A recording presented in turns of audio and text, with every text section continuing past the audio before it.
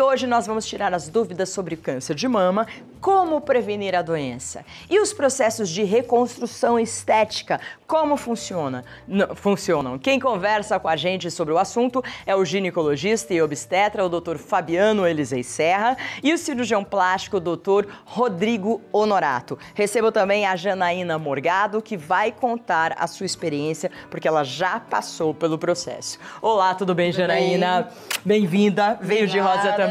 Doutor também de camisa rosa, gravata rosa. O outro doutor também de rosa. Bem-vindos. Bom, a gente tem uma equipe multidisciplinar aqui para falar sobre o câncer de mama, né? Foi citado o câncer de ovário, também gostaria de citar. Vamos conversar então com o doutor Fabiano. Vamos falando o que é o câncer e por que o câncer de mama é um dos que mais matam no Brasil. Eu não sei fora do Brasil também, como que é esse dado.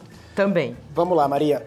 Primeiro é importante a gente dizer que o câncer é uma alteração celular. É uma célula que está se dividindo ali e que apresenta alguma alteração nesse processo. É uma mutação. E essa multiplicação promove a formação de um tumor, um nódulo. E isso vem a ser o câncer.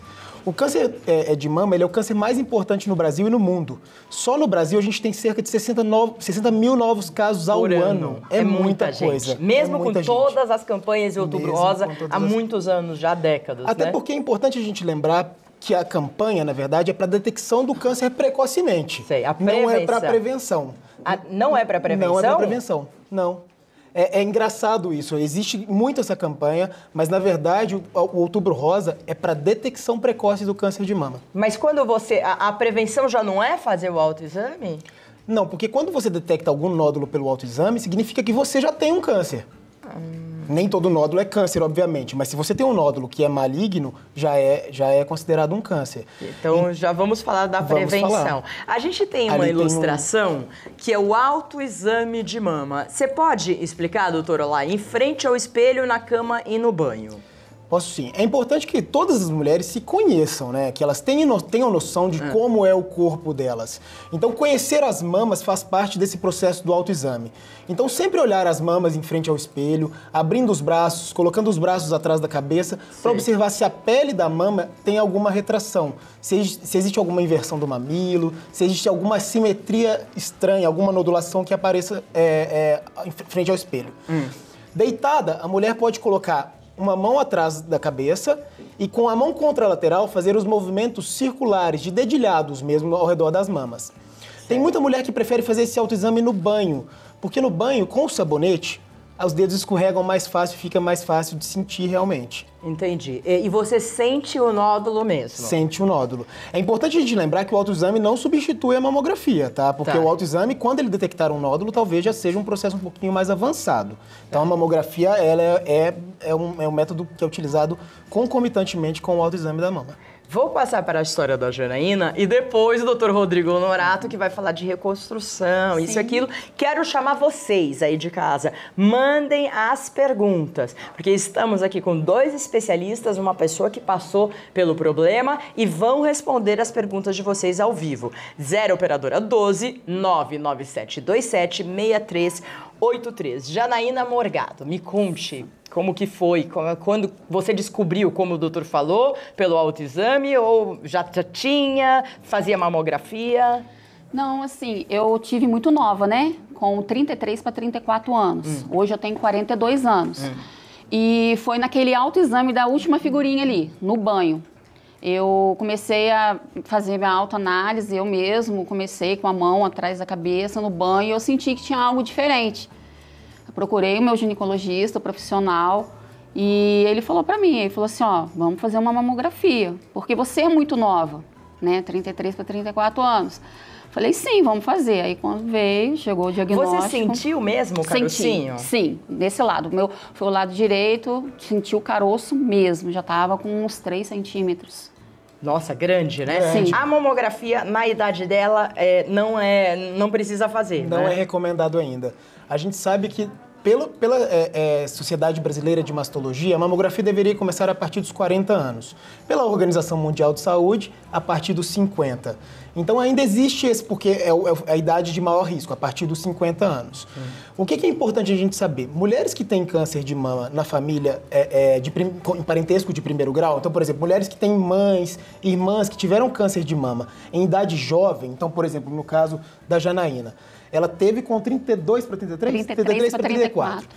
Ela tem filhas, a gente conversou no camarim, eu sei que ela tem filhas. Então essas filhas da Janaína, elas vão precisar começar desde 23 anos de idade, 10 anos antes do aparecimento do câncer da mama. Fazer a mamografia. Então nesses casos tem indicação de se iniciar esse rastreio precoce. Entendi. Tá? Do caso contrário, exame de rotina, autoexame, exame ginecológico anualmente. Que é o Papa Nicolau, né? A gente tem uma imagem aqui, gostaria que você explicasse, doutor. Esse é o aparelho de mamografia. Né? É um exame que ele não é tão confortável, né? Toda mulher que já fez porque sabe. Espreme um pouco a mama. Porque espreme um pouco a mama, mas não é nada também insuportável. Mas, gente, 5 minutos, né? Para detectar um câncer ou não detectar, 5 minutos, sofre um pouquinho lá e pronto. Exatamente. Né? É muito mais importante. Janaína, você é paciente do Dr. Rodrigo. Sim. Certo? Você fez a operação quando foi? Foi em 2010. E você tirou um seio ou os dois? Todo. Tirei a mama direita toda, fiz o esvaziamento axilar, fiz radioterapia, fiz quimio branca, quimio vermelha. E depois, só podia fazer a cirurgia depois de 2 anos, por causa da rádio, né? Porque quando faz a rádio, você tem que esperar, por causa do tecido e tal. Aí foi onde eu conheci o Dr. Rodrigo. Aí eu não ia fazer porque eu usava a prótese dentro do sutiã. Eu tinha um sutiã que eu colocava a prótese e pra mim tava tudo bem. Peraí que eu perdi uma parte. Você descobriu em que ano? Em 2010. 2010. Isso. Você fez a cirurgia de retirada do seio? Em 2010. Em 2010. Em 2010. Você está falando que você não pensava em colocar uma prótese, a reconstrução do seio? Não. Certo. Não pensava. Você usava um silicone? Um sutiã com aquele silicone que a gente vê no camelô e tal, aquele? É uma prótese que tem que ter todo um peso por causa do braço. Ah, tá bom. Então era um silicone especial. Isso. E isso te satisfazia? Satisfazia. Você não pensou imediatamente em reconstruir? Não. Mas por causa do quê? De dinheiro? Você olhava no espelho, não...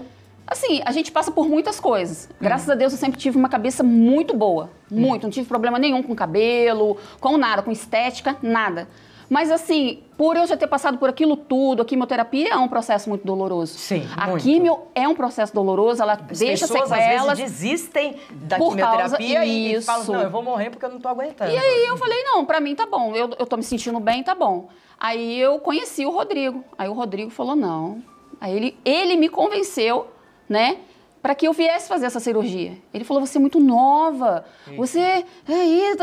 Não, vamos fazer. Eu falei, não, doutor, vamos fazer. Tal. Aí eu comecei um processo também de emagrecimento, que eu pesava 120 quilos na época. Nossa. E aí ele falou, você precisa emagrecer para mim fazer a cirurgia. E aí foram 12 horas no centro cirúrgico com ele. Nossa, doutor, então me explica por que 12 horas, como que foi? Ela chegou lá no seu consultório, como que foi? Assim? Sim, na verdade a Jana eu conheci já trabalhando na Santa Casa, então você vê assim, é um serviço que abrange o Sistema Único de Saúde. O Sistema Único de Saúde faz a cobertura para a realização da cirurgia de reconstrução de mama. Logicamente o caso da Jana é um pouquinho mais atípico, ela tinha uma doença avançada, então você vê que ela teve que esperar para poder realizar a reconstrução. Muitas mulheres nesse período realmente desistem da ideia de reconstruir a mama, estão cansadas, eu não aguento mais, eu já passei por muita coisa. Mas a reconstrução de mama, ela ganha nesse desenho a ideia de que eu venci a doença. Isso é muito bacana, isso traz para a mulher além da autoestima. Estética. Além da estética. Além de gostar. Esse empoderamento que eu venci. Sim, você vê assim, olha, realmente, passei por tudo isso, cirurgia, quimioterapia, e hoje eu tenho uma, a gente chama de neomama, o nome técnico, mas você tem uma nova mama, não é igual, nunca é igual, mas você consegue ter aí o retorno aí do seu contorno da mama, então isso é bacana pra mulher, isso é uma coisa interessante pra mulher. E você coloca prótese, tipo prótese normal de silicone? Como que é? Na verdade tem 2 tipos básicos assim, de reconstruções de mama. Uma delas que a gente chama de tecido autólogo, que seria aqueles que você faz com o tecido do próprio organismo. No caso da Jana, por exemplo, ela usou, por exemplo, o tecido, a pele do abdômen. E as outras que a gente que a gente usa o material aloplástico, que seria o silicone, entre outros, expansores, entre outros. Mas basicamente tem esses dois tipos de reconstruções. Lógico que a escolha entre um e outro é uma escolha bem técnica. Sei. No caso da Jana, ela tinha a vantagem de utilizar realmente essa reconstrução autóloga. Então, o excesso de pele do abdômen é utilizado para você fazer a reconstrução da mama. Então, essa que é a ideia. Ela já tinha filhas, então isso geralmente as mulheres... Já tinha amamentado. Já tinha amamentado, já tinha passado por esse período. E você sentiu esse poder que o doutor falou? É importante a reconstrução para uma mulher? Hoje eu falo que, assim, não é uma prioridade. Mas assim, você se sente melhor, você pode ir para uma piscina, não precisa... Porque antigamente eu ia para a piscina, colocava um topper, né? Aí na hora de trocar de roupa, isso não me incomodava, mas assim, eu ficava às vezes preocupada com as pessoas que estivessem no banheiro com uma criança, de ver aquela cena, eu sem a retirada da mama. E aí hoje eu posso falar que depois da reconstrução, realmente, eu posso colocar um biquíni de novo, tipo, trocar de roupa num vestuário feminino, perto de alguém e, assim... E se sentir normal. Normal Você mesmo. tem gente na família que teve câncer de mama? Não. Nenhum tipo de câncer? Nenhum tipo de câncer.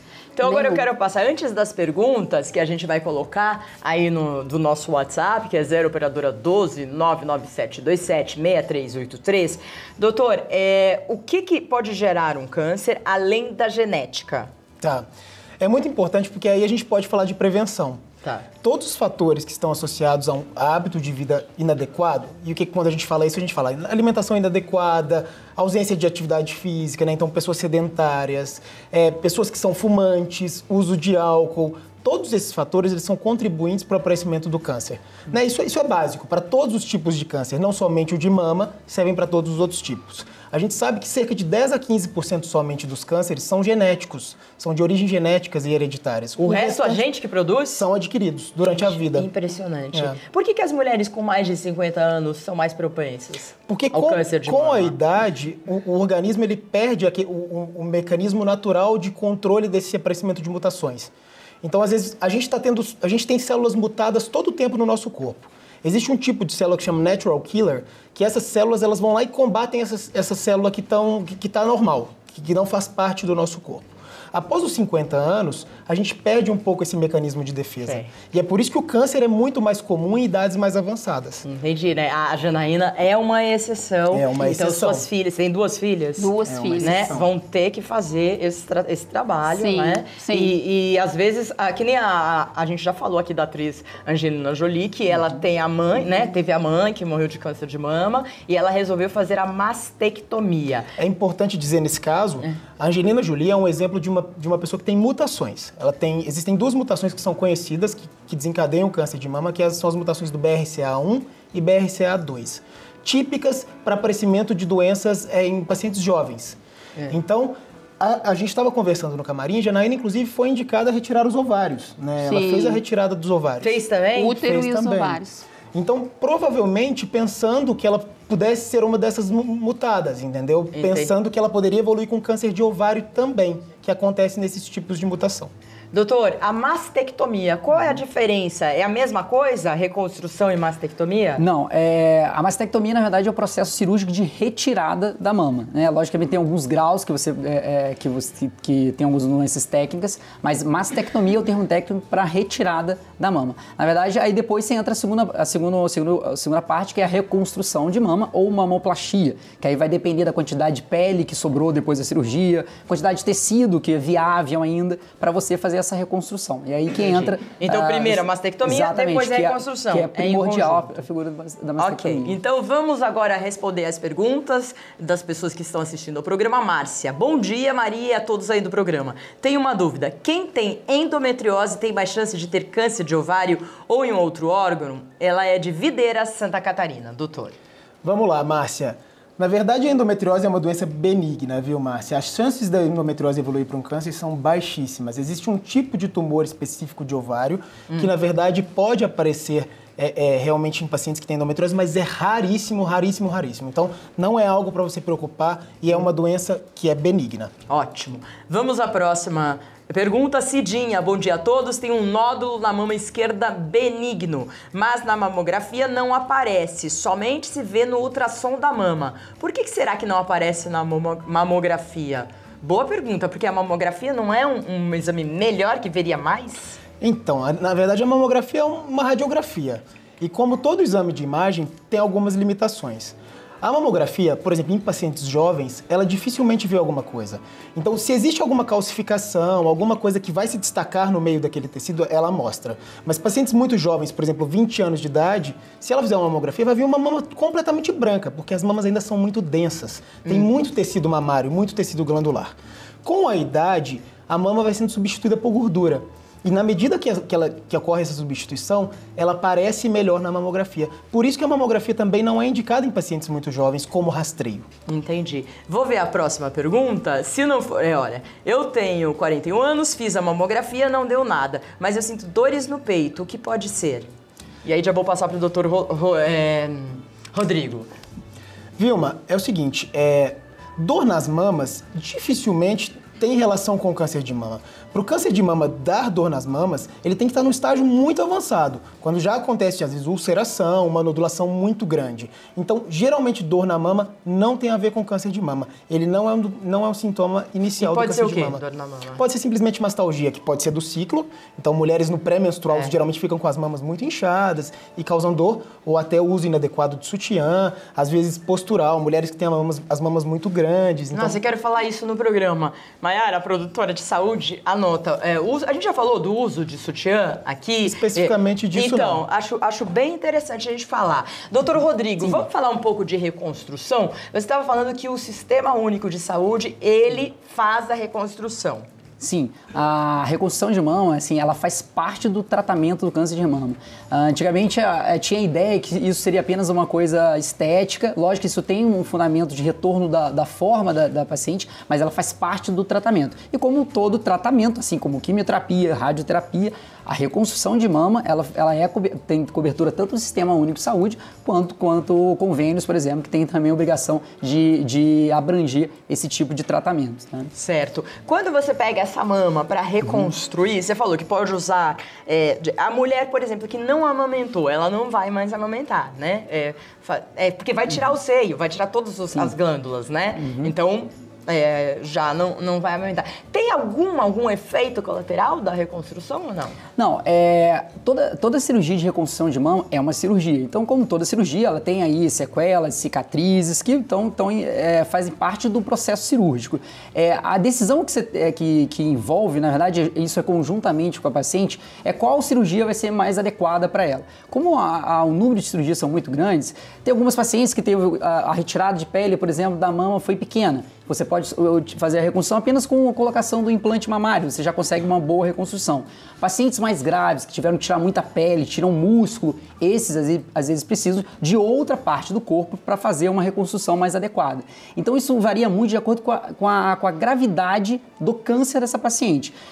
Logicamente, hoje a utilização, por conta do implante mamário realmente evoluiu muito, as reconstruções com implante mamário estão sendo mais comuns. Então, e realmente se consegue resultados muito bons, assim, até superiores, às vezes, ao que a paciente tinha. Então, isso é muito benéfico até para o tratamento da paciente. Né, verdade. Isso é bom, resultados superiores que a paciente tinha. Será que a gente tem mais pergunta aqui? Não, a gente vai encerrar as perguntas porque não dá mais tempo, mas eu vou deixar todos os contatos dos participantes. Foi muito bom. É muito legal. A gente podia juntar mais vezes, né? Verdade. Vários médicos e a gente fazendo esse debate. Podia fazer o programa inteiro. Eu ia adorar. Eu ia ficar mais 2 horas com vocês perguntando. Vamos lá. Primeiro é o doutor Fabiano Elisei Serra, ginecologista e obstetra, parceiro do nosso programa. O Instagram dele é Dr. Fabiano Serra. Tem muita dica, muita coisa lá. YouTube, o canal Dr. Fabiano Elisei Serra é o mesmo. E o site www.drfabianoserra.com.br. O Dr. Rodrigo Honorato também é nosso parceiro, cirurgião plástico. Instagram, DR, que é doutor, Rodrigo Honorato, é underline, né? Sim, ou não? sim, Underline, sim. Honorato com H. Vou repetir, dr.rodrigo, underline, Honorato. E a Janaína Morgado tá aqui como personagem. Você tá na internet também? Fala com as pessoas sobre isso ou não? Falo, converso. Esse mês é um mês onde eles me chamam muito pra falar. Você tá no Facebook? Tô no Facebook e no Instagram, Jana Morgado. Tá, nos dois. Nos dois. Muito obrigada, doutor Maria. Fabiano. Muito bom. E quero falar da pauta do sutiã e dos seios fartos e o sutiã errado que a gente usa e como isso pode afetar. Perfeito. Doutor, muito obrigada. Pautas de cirurgia plástica também não faltam. Vamos nos ver em breve. Obrigada, E querida. Janaína, parabéns Obrigada. por todo o seu posicionamento. Obrigada. Posicionamento positivo. E aí, ó, já tá reconstruída total. Muito obrigada, Obrigada. Janaína.